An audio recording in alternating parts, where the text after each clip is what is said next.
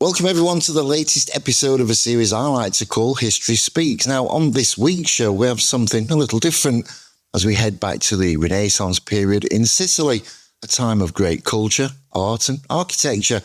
Now, to guide us on this journey into this fascinating world is Anne. She's an historian, instructor, writer and editor, and here with us today to give us the highs and lows of this incredible era in Italian history. So please welcome my guest this week, Anne Maltempi. Hi, Anne. How are you? I'm doing well, John. How are you? I'm really good. It's we didn't realise, did we? We were so far apart initially when we arranged to do this, but and that's why I'm in complete darkness, and you're over there in the US in complete brightness. I am. It's actually a snowy day outside as well, so really? A lot of light coming in. Wow, we don't need that. No. It's been bright and sunny here today, so I can't complain. It's just cold still, but spring's on its way, so thank goodness. No worries. Now, before we get started, I must tell you this. Italy is one place I've never visited. And don't ask me why, because I've threatened to go on many occasions, but still need to get it booked. Now, today we're going to be talking about a particular spot and era. And as I do on these chats, I like to ask something that kind of breaks the ice, if you like. So as we know, Italy is famous for many foods. Pizza has been recognised by UNESCO, and get this, as an intangible cultural heritage of humanity. I've no idea what that means, but it sounds good. So I was going to ask you, what's your favourite food from the country? That's a great question. And I'm going to have to go with the Sicilian standard arancini. And what's that? Arancini are these fried rice balls. And there's actually a big debate, arancini or arancine. Most people that come from the Palermo side of the island say arancine. In my area, in Messina, we say arancini. But they are usually either cone or circular, ball-shaped. And they are either made with like a ragu with the meat filling and peas and mozzarella, or some areas they make them with prosciutto and mozzarella and saffron rice, and they're deep fried and they're delicious. So is that like a street food then?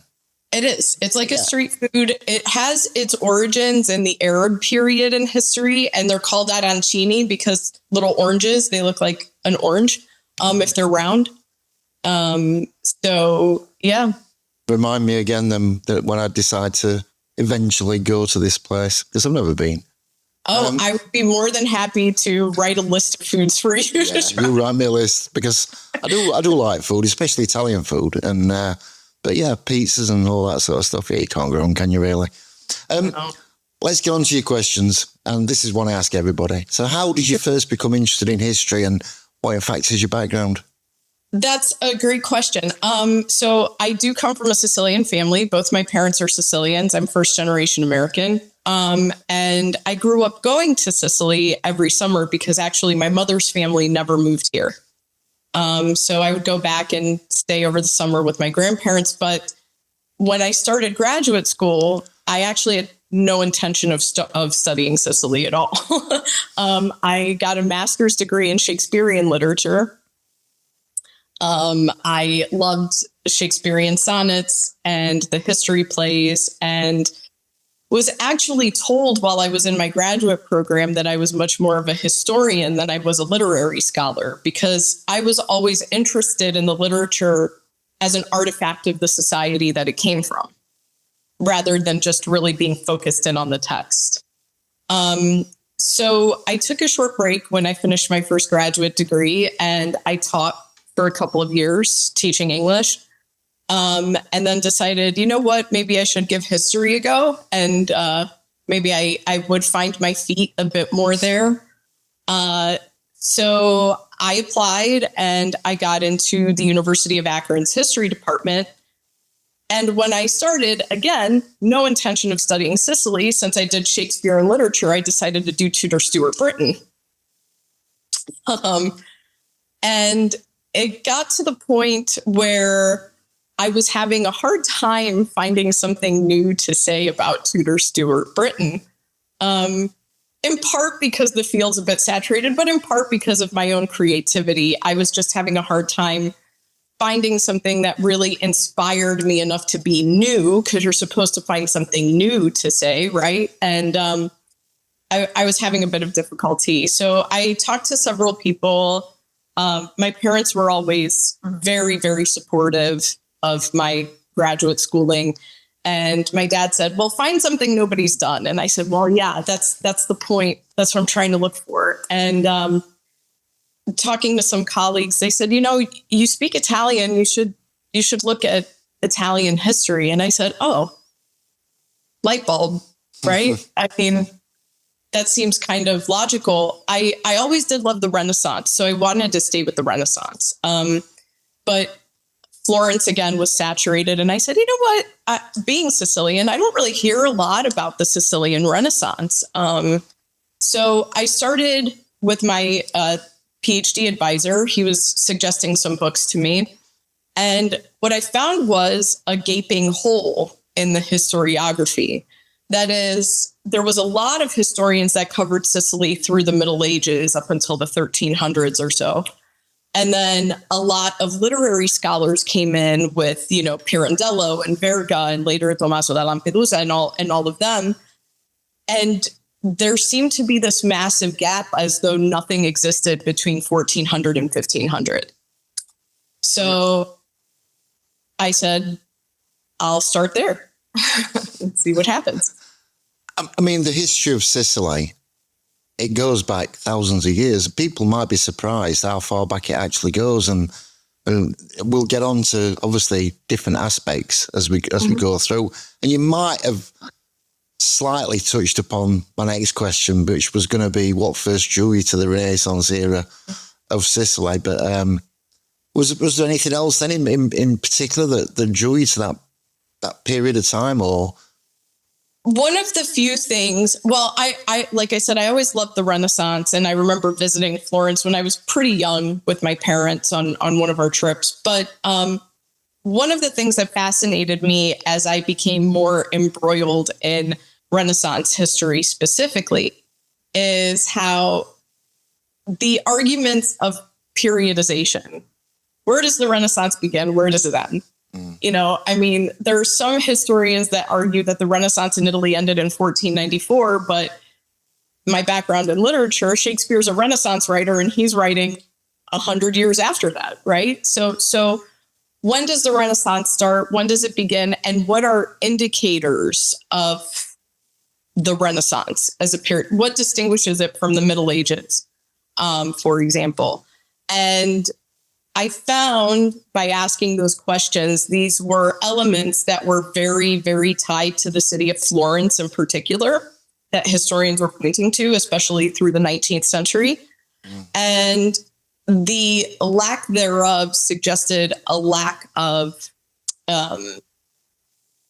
being cultured, of being civilized. And this argument was very much used later on in modern histories to talk about the Italian South and Sicily in particular. So I guess these questions of what Renaissance represents to different parts of the world is what really got me fascinated in the topic. I think it's true to say Sicily has a rich history and a cultural depth, making it endlessly intriguing subject to explore. Now, beyond its artistic and intellectual legacy, the island has also faced immense challenges with nature itself reshaping its landscape and heritage over time. So Sicily, many people might not know this, is prone to earthquakes, and the architecture that was once there has been decimated over the years. What losses are you aware of? So actually, like I said, my family's from the city of Messina in particular, and Messina had probably one of the most devastating earthquakes in European history in 1908. It actually was in the sea is where it actually happened, and it was followed then by a tsunami, but it was something like a 7.8, if I'm not mistaken, on the Richter scale, and it shattered the city. It just destroyed it. If you look at pictures, the city's leveled.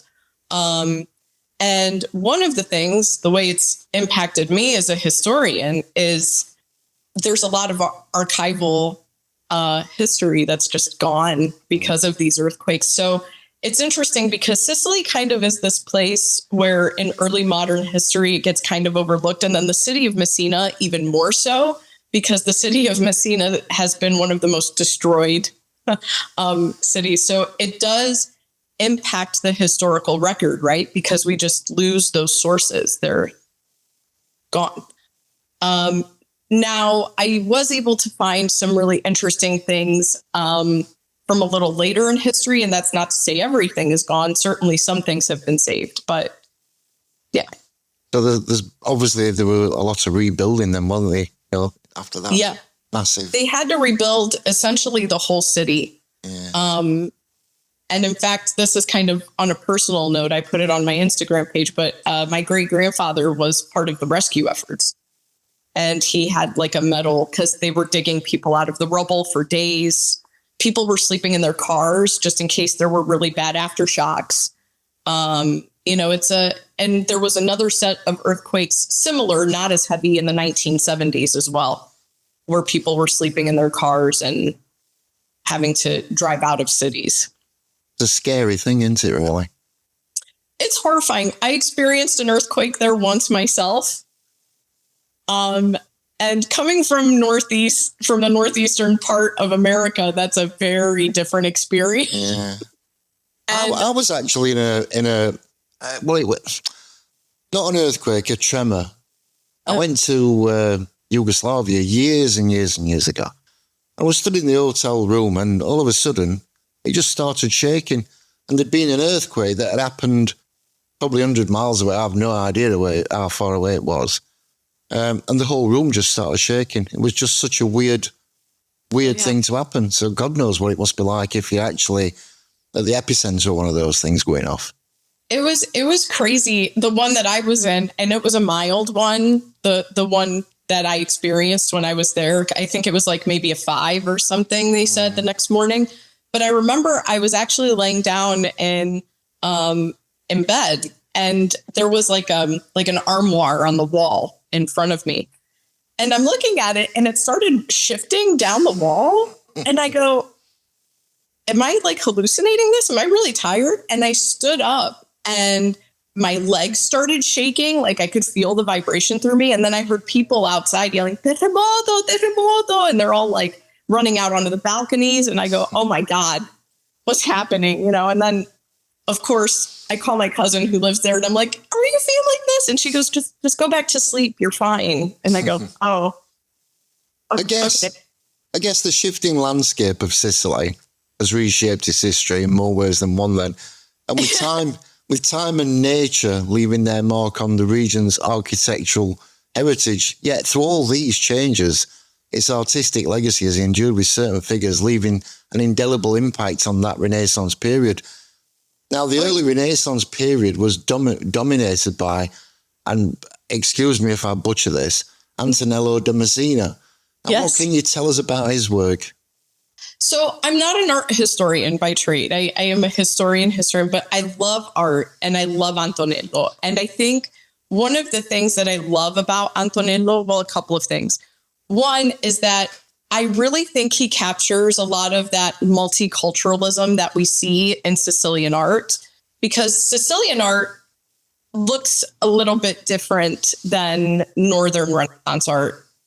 Antonello's work, to me, when I first saw it, looked very Dutch and very Dutch influenced, because he does these really beautiful portraits with the black background, kind of like Jan van Eyck in a way, with a 3/4 face. And I think that's really indicative of the fact that he learned to paint in the ports, where he was coming into contact with people from all over the place, not just from Sicily. And then he spent a fair amount of time in Naples, where he was also coming into contact with Spanish and Portuguese and French and Dutch painters. So I think he really embodies those kind of multicultural elements that we see in Sicilian Renaissance art. And I also love the expressions he captures. He captures these amazing human expressions that almost look like photographs more than painted portraits. I mean, just a couple that come to mind. He's got one called The Sailor, Ennio da Marinaio. He's this like pirate kind of figure, and he's got this great like side smirk, and you don't know if he's going to laugh at you or if he's like pulling one over on you, but his side eye is pretty good.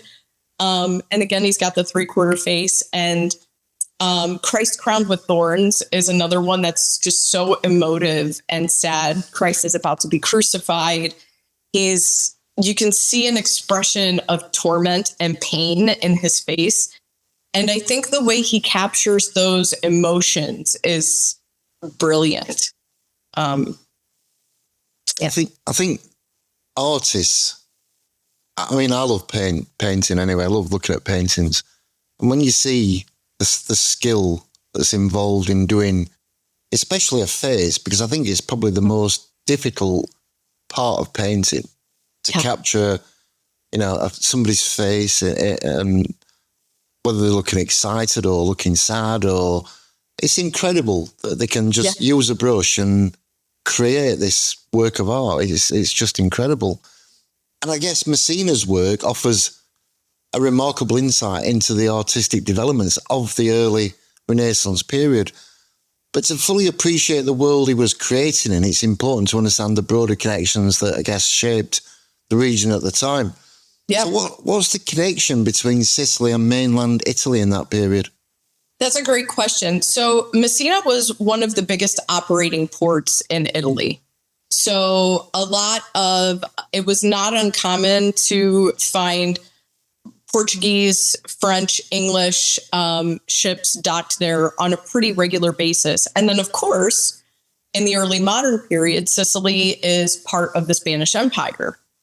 And that's complete with all of the Italian South. That's all part of, well, first it's consolidated under the Crown of Aragon, and then it becomes part of the Spanish Habsburg Empire.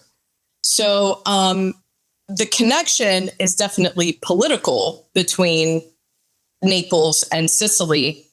Naples operated a little bit different because it actually had the seated crown there. While the way Spanish law and Spanish power functioned in Sicily and through the rest of the boot, I would say is a bit contingent. It depends where you're looking and when. There's definitely a lot of contention between the Spanish imperial system that's there, like the viceroys and the Inquisition and these Spanish bodies coming into Sicilian territories and applying power.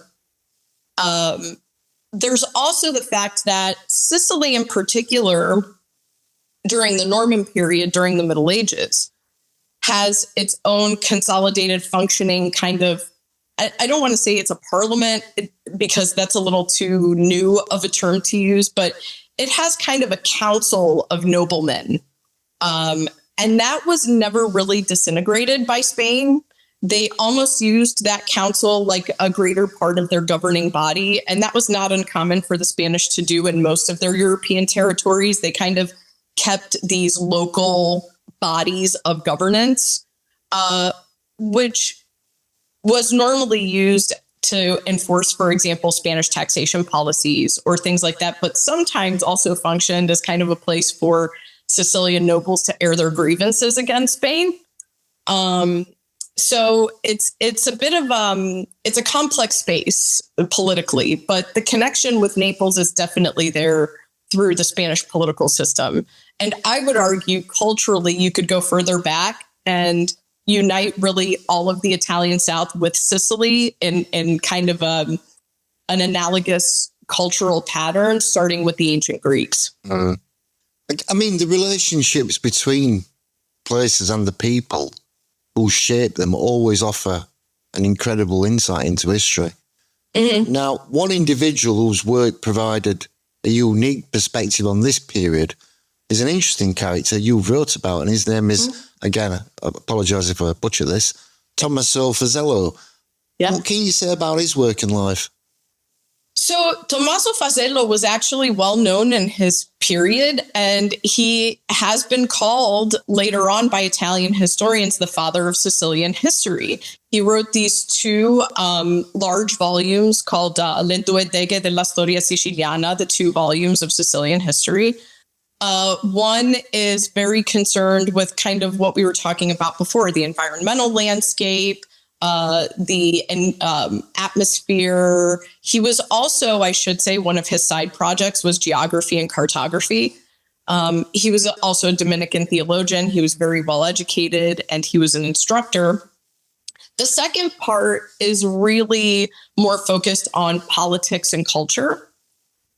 So that's where he really gives you more of a rundown of, say, everything that was happening from the Norman monarchies. Actually, he starts even earlier. He starts a little bit in the Arab period into the Norman monarchies, and then all the way through to his lifetime, which is the early 16th century primarily. And he, like I said, he's well known in his life. He's also well known in Italy as a historian, really through to the 19th century. His works were published multiple times, and his original was in Latin. Le due deghe was in Latin originally. But then we also see it published in Italian, well, at the time, a more Tuscan Italian, a standard Italian. And the fascinating part about the history, I think, is his attitude towards various people of different ethnicities in Sicily, because Sicily's a multi-ethnic island into the Spanish period. It's not until the Spanish period with the coming of the Inquisition that we see a lot of like Jewish communities and Muslim communities expelled from Sicily. The Normans were very accommodating of people with different backgrounds. And in Fazello's history, I don't want to make it sound like he's an aberration of his time or something, but he is very ambivalent in his attitude. He's not overly praiseworthy, but at the same time, he's not being derogatory in any way about these communities. And in fact, sometimes he calls violent acts against them violent and seems rather derogatory toward the Sicilians who perpetrated them. So it's a really interesting look, and gives some really interesting insight into how he thought of these identities. Now, whether his ideas of these identities are pervasive throughout Sicily at the time, I think there's evidence to suggest there is, particularly among a more educated elite class, but it's hard to know among the more popular classes just because fewer sources exist from them and from their perspective. We're going to continue talking about this man because I think his stories and contributions make for a compelling subject. And looking at his impact, it's interesting to consider just how much influence he had on shaping a larger sense of identity. So was Fazello the man who defined Sicilian identity? That's a great question. I really love this question. I don't think he is the man that shaped identity, because I think identities are fluid and they kind of form over time. But I do think he created the historical foundation upon which that identity is built, because I think his 2-volume work, being one of the first major works of a compendium of synthesized Sicilian history, is exactly what you need in order for this identity to become more crystallized, and in order for later intellectuals, who I also look at, to kind of selectively use to create their own concepts of identity. So I think his work is necessary and it is foundational. I don't know if it's the only defined work, though. So looking at the influence of individuals on Sicilian identity gives us obviously a glimpse into how the island's past has been shaped. But to truly understand its story, it's important to step back and explore its deeper historical roots. So my next question is, the ancient name for Sicily is Sicilia. What's the history? So what is the history of the island? Oh, that's a big question. So I actually have a whole series dedicated to this on my Instagram. We could talk probably for an hour just on this one question alone. Oh my gosh, you could talk for hours on this question. Yes. But so Sicily comes from the term for the Sicanians. So the I hate to use this word, but like the native people of Sicily that were inhabiting the island. You also have the Siciles, who were some of the earliest Greek groups to come over and begin, for lack of a better term, colonizing Sicily. But I really think where you start seeing the foundations for Sicilian identity form is in the Greek period. Because a lot of island intellectuals later will look to the Greeks for the foundations of this kind of Sicilianità is what I call it in my work, right? So Sicilianness, some concept of Sicilian. So I think we should start with Magna Graecia. And even the term that the Greeks used for Sicily, Trinacria, where you can actually see the symbol of the Trinacria on the Sicilian flag today. These very Greek concepts of what the island was, I think, remain alive throughout more modern history as well. I do think that the Arabs also had an impact. The Arab period was very, very foundational, and in fact is another one of the identities that a lot of early modern Sicilian intellectuals point to as kind of a founding identity of being Sicilian or a founding cultural tradition. Sicila was the name of the island that we find in a lot of Arab texts. They had, Balarm was the name for Palermo. And you have a lot, particularly in the western side of the island, a lot of Arab influence in the art, the architecture, the food, city names.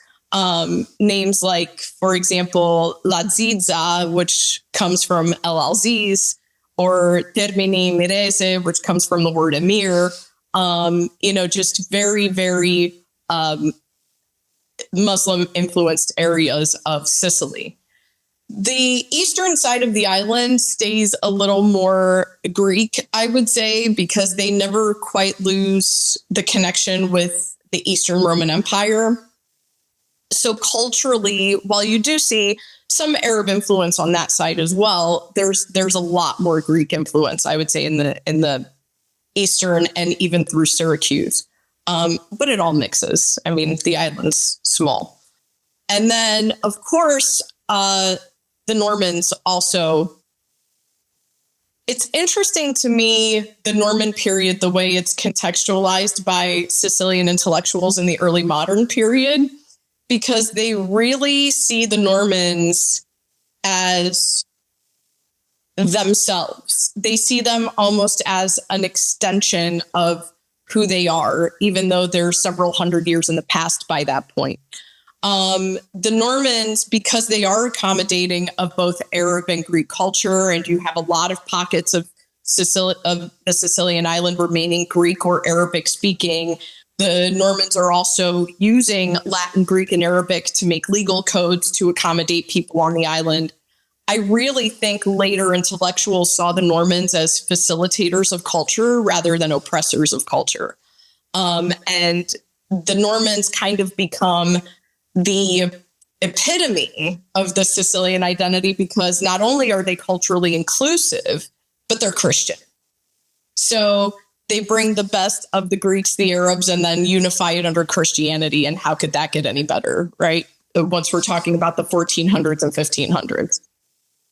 So that history and really these kind of major groups that impact the island this way are all brought under this idea of what it means to be Sicilian in the Spanish period. Sicily's rich history stretches back centuries, as you've just really well explained there, and it's shaped by its unique position of the crossroads of civilizations. Now, with such a deep and complex past, it's interesting to consider how its identity evolved through the many powers that ruled over it. The island has been controlled by numerous nationalities over the centuries, but when did it finally become part of Italy? So Italy is not unified as one nation until the 1860s. 1860 to 1862 is what's known as the Risorgimento, the period of unification. And that's when Sicily becomes part of Italy. But what's interesting is even to this day, I talked about that kind of governing house that existed from the Middle Ages. They still are semi-autonomous. They have representation in Italian parliament, but they can also make some of their own legal codes and laws without necessarily having to go through the Italian parliament. So it's kind of this semi-autonomous space, but very much part of Italy. I know a lot of Sicilians that at this point are just Italian. But certainly there are certain, factions that still say I'm Sicilian first and then I'm Italian. And I think actually you see that even more in Italian American communities and immigrant communities coming over, because somehow people became far more defined by their regional identities. Although I would still say the regionalism and the love and dedication to the region in Italy is still very powerful. So Sicily becomes part of Italy in the 19th century, but, And it's the same in this country, because people will say, we're English first and British second, or we're Scottish first and British second. That's just the way it is. I think it's the same wherever you are. And I guess in America, because of having all these individual states, people will say I'm Californian first and American second, or I'm Texas first, and you know what I mean? I think it's the same wherever you go. Absolutely. And I think that regionalism is definitely there in various ways, like you said, wherever you go. I think the thing that makes it, in my opinion, a little bit more felt, although I guess there's similarities to Britain as well, are the linguistic aspects. Speaking Sicilian, speaking Neapolitan, speaking Milanese. And I mean, we call them dialects. A lot of people actually more recently, I would say like in the last 8 to 10 years or so, there's been a movement to not call it Sicilian dialect, but rather Sicilian vernacular. Because a dialect makes it sound too much like it's too similar to standard Italian, which I actually would agree with. It's Sicilian's quite different than, say, Milanese, for example, or Venetian. And so much so that I remember I grew up actually speaking Sicilian. And I have a lot of cousins in Milan, and I remember hearing them speak their dialect and not understanding them. It's the same in this country. Accents change literally within miles, and we're only a very small island. But because of the way the country's split, I guess, and all the different counties, you can travel like 5 miles and it's a completely different accent. So you can understand them, obviously, because they speak in English, but it's just the accent is completely, totally different. And it's really strange. I think it's fascinating. And I think that's something that Europe has that definitely does not exist in the United States. The U.S., accents, absolutely. There's a difference between a Boston accent and a Texas accent, right? Yeah. But you don't really have dialects. You don't really have variations in English. I mean, I might say pop and my cousins in New York might say soda, but, that's not really an accent or a dialect change. You know what I mean? So, I mean, we have words. Say bread, for example, in this country. So you can, if it's a bread roll, you can have a bread roll, you can have a cob, you can have a bread cake. So everywhere you go is completely different. It is strange. Everybody knows what you're talking about because you just do.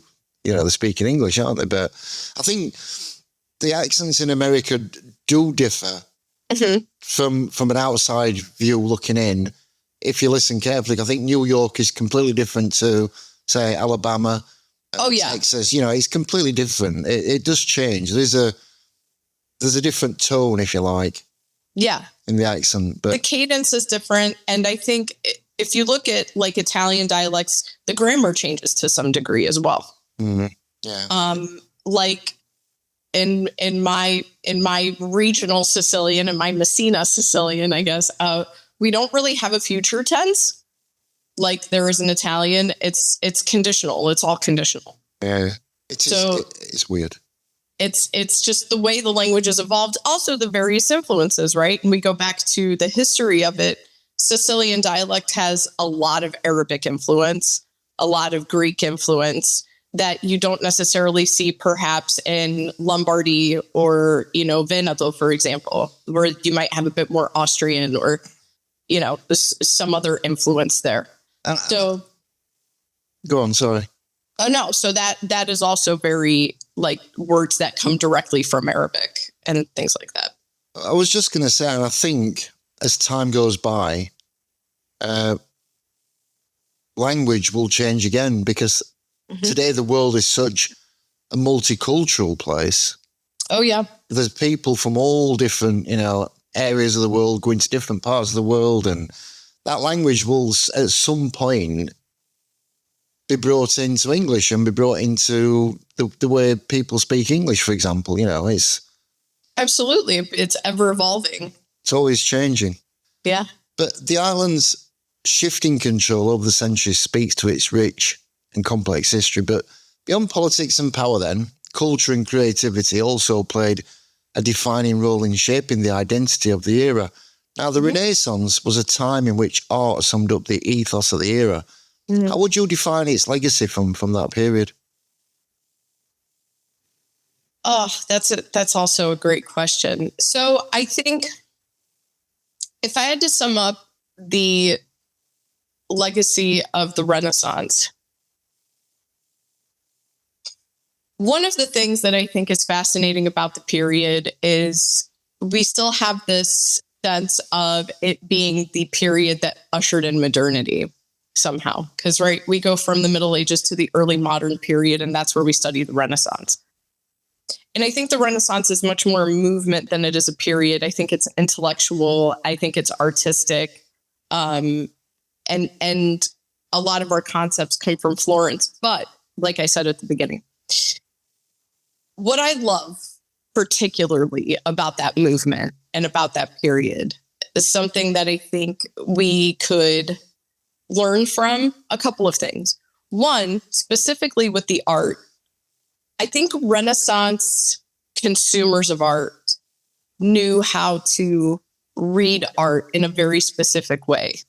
Because we're talking about a period when literacy is low. And art is beautiful, yes, but it's also being used for various different reasons. It can be used for propaganda, to display power.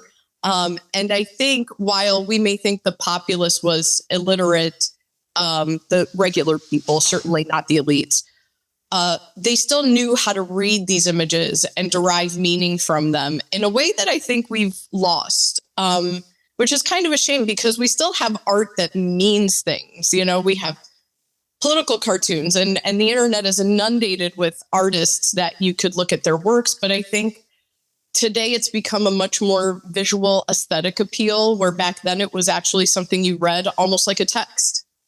And I think I love that aspect of the engagement with Renaissance art. And I think when it comes to culture in general, I think particularly those who were literate and well-educated during the Renaissance realized what history could tell them about their present. And they realized what it meant to have a historical legacy. And I think to a degree, because of lots of things, lack of emphasis on education in certain areas, lack of emphasis on history specifically, or on the importance of literature and philosophy specifically, the humanities. I think that idea that something that happened 5,000 years ago can contextualize my present has been lost. And I think that's something we need to recenter in historical study again. And I think that's something we could learn from the Renaissance as a movement. This idea that things don't happen in a vacuum. We can learn things from the past, and we actually need to understand them in order to understand where we are today. And people do say what goes around comes around, and I think that's quite right in a lot of ways, isn't it? Absolutely. But now it's time to talk about Anne. So, where can people find out more about you and more information on the Renaissance period? And of course, have you got any social media sites you'd like to share? I do. So you can follow me at the Sicilian School on Instagram. I actually also started a Sicilian School channel on YouTube. There isn't a whole lot there yet because I've uploaded a few of my shorts, but I'd like to do something a little bit more long form. I also have a few publications I'm working on, and I will be posting on my social media sites about those as soon as they're available. I actually have a chapter anthology coming out this year at some point, and I'm working on my own monograph. So that I hope to be done in the next year or so as well. But I'm going to keep everything posted and fresh on my social media sites. So if people want to follow me there for more on the Sicilian Renaissance, that would be great. I'm sure they will. And don't forget, everybody, all of Anne's links will be in that description box below. So that's where we'll leave things for today. A heartfelt thank you to Anne for joining me and sharing your incredible knowledge of the Renaissance period in Sicily. It's been truly fascinating to hear about this rich and complex time in history, and I've loved every moment of our conversation. I think your passion for the subject really brings it to life, and I'm sure our audience will have learned so much from you today. So thank you so much for your time. Thank you, and thank you for having me, and it's been wonderful. So I appreciate it very much. Thank you. And as always, to everyone who's tuned in today, thank you so much. Now, we've still got some more incredible guests coming on History Speaks. So if you love history, you love History Roadshow. And don't forget to like, which is one of these, subscribe, hit that notification bell so you never miss any of our historical stories. And until next time, keep exploring the past with us, and we'll see you in the next video. Bye for now.